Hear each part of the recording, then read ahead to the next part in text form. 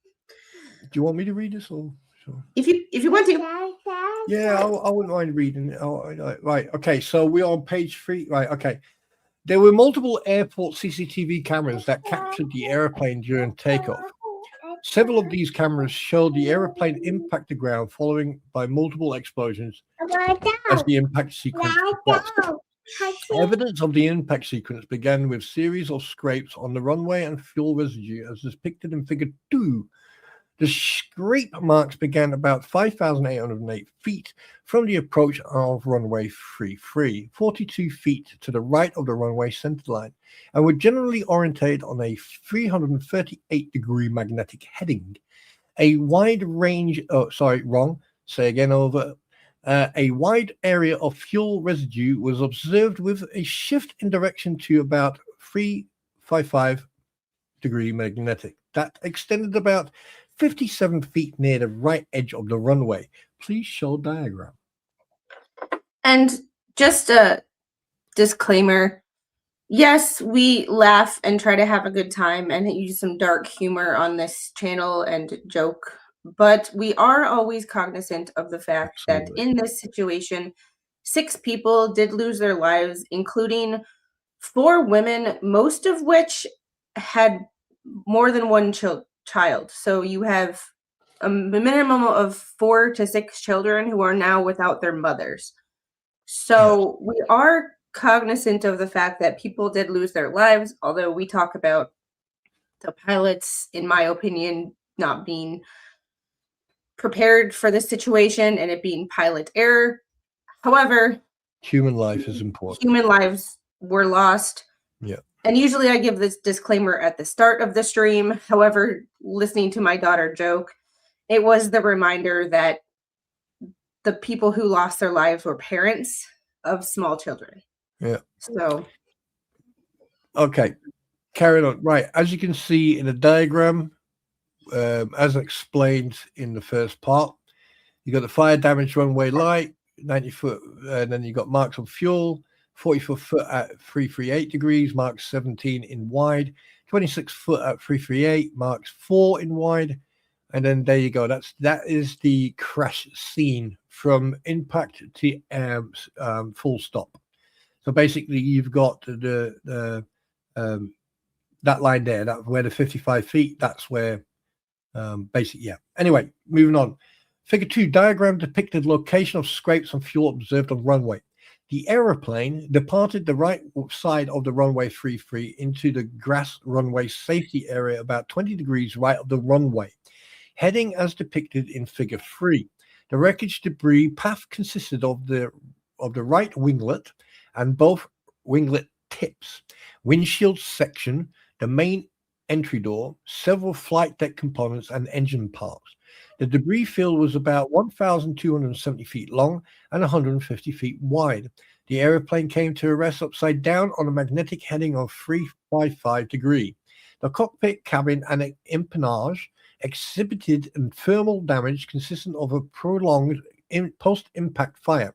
The fuselage between the main entry door and the wing root exhibited damage consistent with airport rescue and firefighting rescue efforts. The wing remained attached to the fuselage. Photographs captured immediately after the accident showed the nose and main gear extended. The 2 turbofan engines remained partially attached to the pylons. Both engines contained debris and significant amount of firefighting foam and ice. There was no evidence of the pre-impact separation of any airplane component, flight control, or structure. Figure 3, plot depicting wreckage debris path.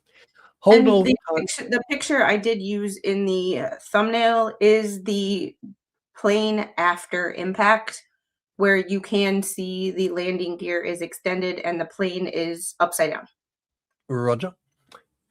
Holdover time is an estimated period for which the de-icing or anti-icing fluid will prevent the accumulation of ice, snow, or frost on an aircraft. According to the FAA holdover time guidelines of winter 2025 to 2026, the correction snowfall intensity associated with 3/4 SM visibility at night and an outside temperature of or below -1 degree or Celsius was considered moderate.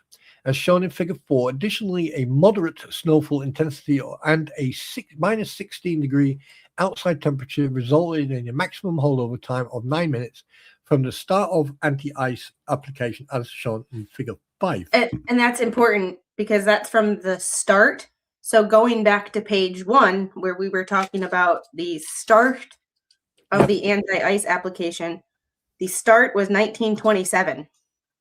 They took off at 1944. Yeah, so they were definitely out that window.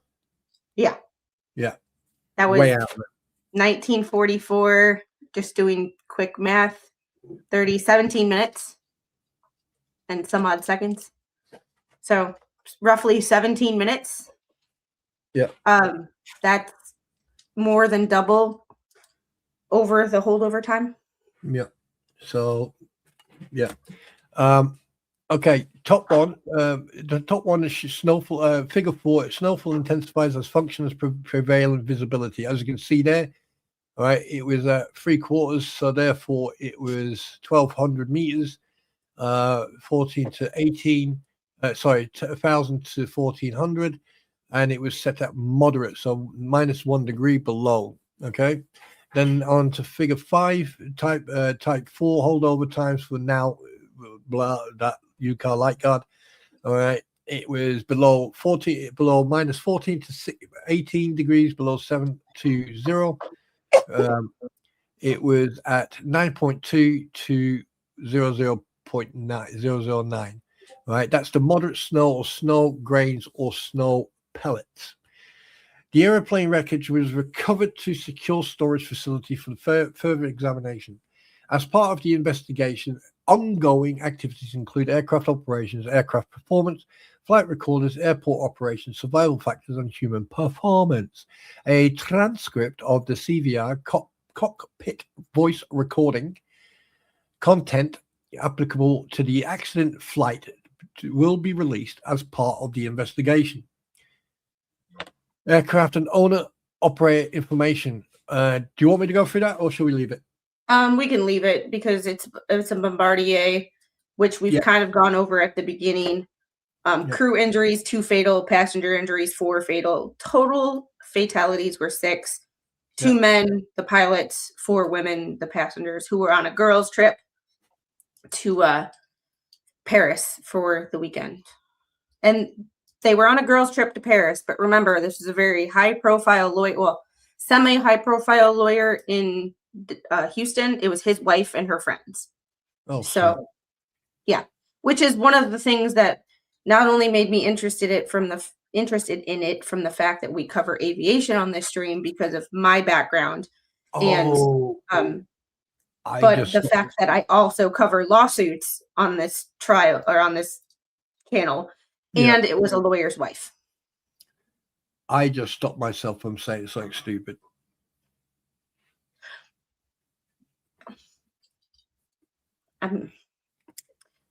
However, this is what's interesting about it. The additional participating persons, you have people from the FAA in DC, but you have someone from the Transportation Safety Board of Canada. So, and Bombardier. Well, Bombardier we knew, but Transportation Safety Board of Canada. So, just stay. Now that's good news, Roy.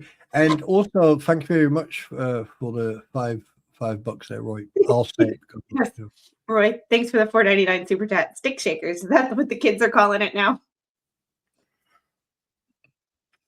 You see, here's the thing. The problem I've got, besides this continuous shit happening, is the fact that I think there has to be more sort of like hurdles you need to get through to actually be able to take off in that type of weather. Say, for example, like just hypothetically, just work with me on this one. Okay, just go with me on this one. Okay. Squid turns up in an aircraft. She's a pilot. Blah, blah. Hi, Squid. I'm just going to de-ice and I'm just going to do your aircraft. Okay. Pilot. The passengers are loaded. The aircraft is ready. Engines are running. Or they're not running. They're about to start up. So I do left wing, I do tail, I do the fuselage, I do the right wing. Okay, you're all done. Off you go. Right now, obviously, by that time, while I'm de-icing you, you should be talking to your flight officer, and you should already have everything set by, because technically, when the passengers are loading, you should already be prepping for, you should be prepping your route, getting your shit set up, radio set up, everything set up, your autopilot set up, everything should be ready, right? So by the time you finish de-icing and everything else, and they say, "Yep, you're good to go," right? You should just hit that fucking power, or hit that power, and off you go, right? Because that's how simple it is. However, there should be some sort of hurdle. If you are sitting there after the de-icer should sit there and have a certain amount of time, like 2 minutes or 3 minutes. How long does it take to go from here to taxi down there? How long does it take to taxi from the ramp you're being fucking covered in to the numbers where you take off, from the threshold when you take off? If it takes 4 minutes, do you see And where I'm that going? the ice pad, that is what I would have to look up. Let me Google the ice pad, Bangor, Maine, the ice pad location. But do you see where I'm going with this? There Yeah. should be at least 2 or 3 hurdles, right? And at the end of the day, the fucking tower, the ground crew, the de-icers, and the pilot, right? Those two, the de-icers and the tower, if they turn around and say, "Right, you fucking okay, you got de-iced, you've got 2 minutes to start fucking moving, otherwise you're holding on, you've been held back," because or they fucking come up with some de-icer that I mean, I've like in Norway or Finland, and I've seen it, they cover the aircraft with this shit so much that it's still on the wings, it's still on the aircraft when they take off. You can see the shit still running off. And my mom has dealt with Florida-based pilots taking off in cold weather conditions, and what that means for We people. actually, hi Mama Squid, we actually talked about that earlier on. Yeah, my mom has personal yeah, and this right here. We should De-icing next time isn't do everything. It helps, but the pilots also have to set up the aircraft correctly. that. Yeah. That's That's what I meant about talking about, they need to prep before they take off. If they're overdoing, if they've got a certain window before wheels roll, right? If you de-iced, you've got 1 minute or 2 minutes, 2 minute window. Then you've got your taxi timing as well, right? So if you go over that specific timing, like that 1 minute or 2 minutes, that's it. You held. And I think the ground crew and the tower should fucking put the last word in on that one. No, you're not fucking moving. Taxi down here, turn around, come back, and then wait behind the fucking 737 thing. Listening to more of that audio from Breeze Airlines, that even when Allegiant didn't take off and they found out why, and they were like, "No, we're not doing it," their operations were still trying to get them to take off, and they were like, "No, we're not, no, like no." Yeah, So that's common sense there, right?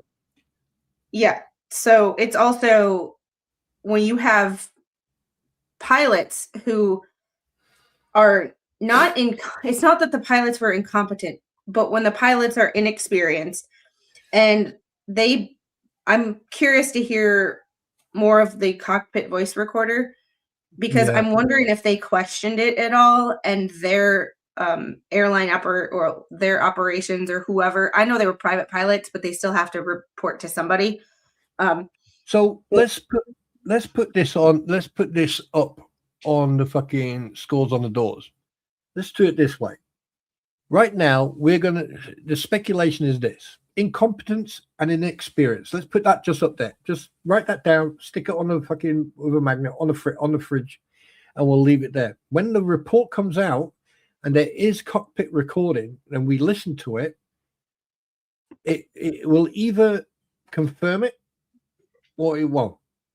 But I'm putting down incompetence and inexperience Those two, they're the two major fucking words I want to use on this one. Yeah. And I also think that the ATC and the ground crew, the icing ground crew, I also believe that they should have fucking said something, the de-icing crew.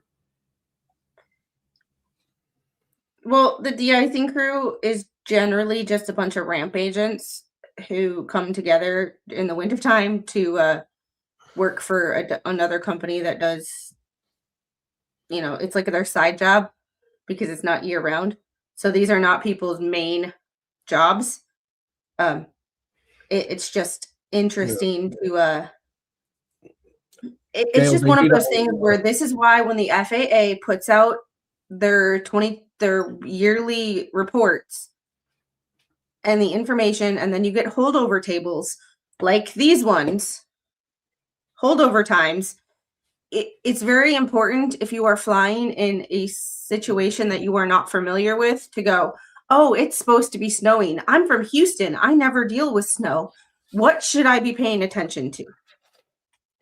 Do you know, like I sat here, right, and I've been thinking, and I don't know anyone who's served in the military or in the police force or, and like how many, right, I know there's quite a few people in here who have served in various different, environments like police force, army, navy, and that.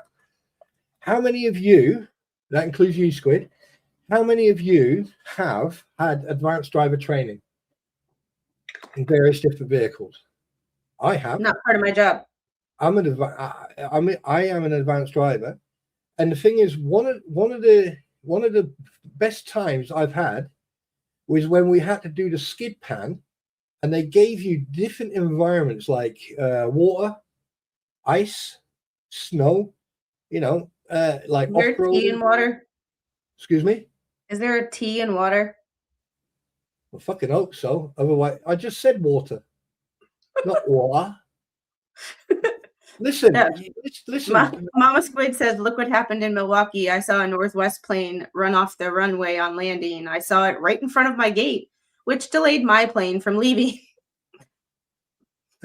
Hey, Jeff, it is, isn't it? The skid pan is freaking awesome. Nope. I worked on an aircraft carrier. If we skidded anywhere, it was not a good thing. We had non-skid. Oh, wait a minute. I've got a message. It was not a good thing. And generally, it left scars.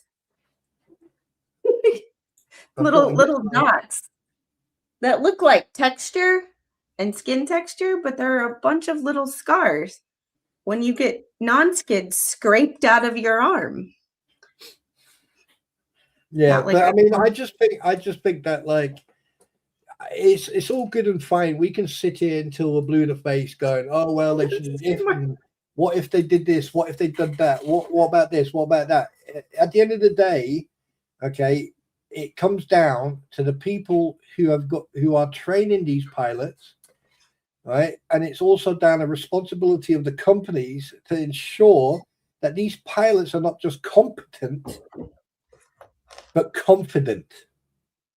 And I'm very curious to figure out or to see the final report when it comes out and see what the recommendations will be, because this is a private plane. This is a business jet. This is not a, this was not a commercial airline. So, hello, my queen. Hello, everybody. Hey. Hi. Don't interrupt the lady. She's speaking. That's my job to interrupt her. No, she's Navy. Yeah, so she can take it. I know.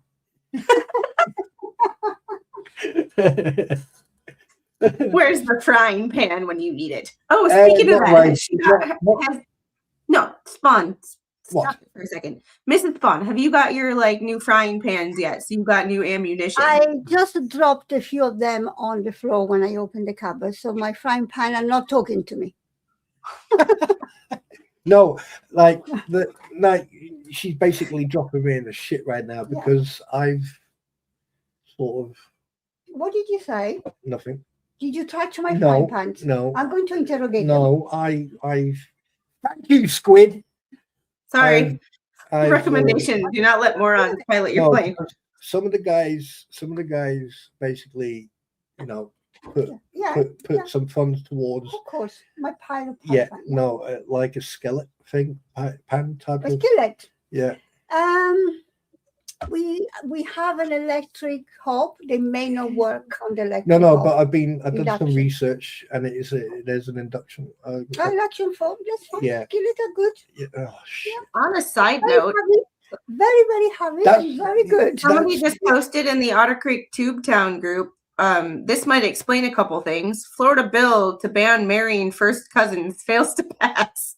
Oh my god. I'm going to go. Yeah. With the headline or with the caption, this might explain a couple things. And basically, some of the people are saying they've missed you, and Squid put me right in a predicament. I fucking ordered it, and I haven't told her about it yet. Did you like my graphic? Yes, it's quite nice. Well done. Now, So talk about the picture I was wearing when I had it made for me, because I gave it all the information that I wanted it to put in.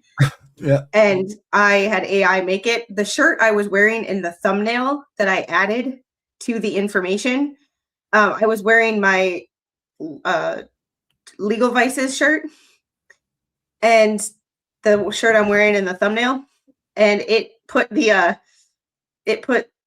Legal Vices logo with a squid. Like, it turned Legal Vices into a squid.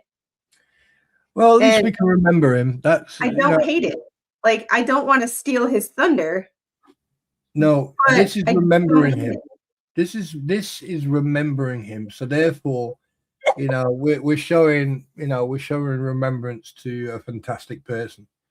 Do you know what? It was like I remember that I was going around and going, guys, he needs to get 100,000 this, 100,000 that, and then it happened. And I was actually taken by fucking surprise on that one. So when Snipe Hunter, when I put in, because I had AI make it, but I had AI, I put it in everything that I wanted it to say. I just can't put stuff in Canva and make it look anywhere near what an AI can do. Plus an AI can do it a shit ton quicker than I can. However, so I did it, but I put in my thumbnail too to kind of explain what I try to give AI as much information as possible. And the shirt I was wearing in the thumbnail was my Legal Vices shirt. I did not think that it was going to take the logo from my shirt, but it did. But it made it into a squid, which is even funnier. This is commemoration to Lorax, not grifting squid. Yeah, and I didn't realize it. And then I'm like, you know what? I wore my shirt in the picture that I made into a graphic. I kind of like it. Like, because between Legal Vices and somebody else, they're the reason I have a channel. So Flux is the reason I have a channel. Lorax is the reason my channel even got any viewership. So, I just thought it was funny. But on that note, guys, I do have to get going. I have to get back to 3D World because I have to go to work tonight.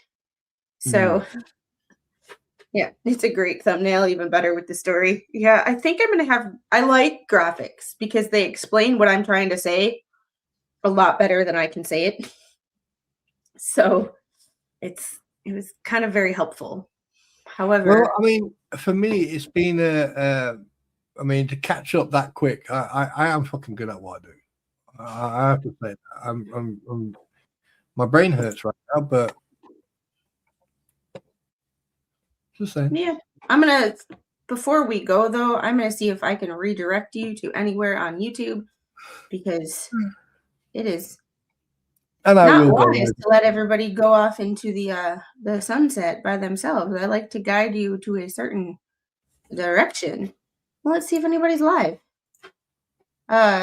Nick Starro is live. Cracker Cops versus Afro Man. Oh, that should be an interesting stream. Y'all have a great day.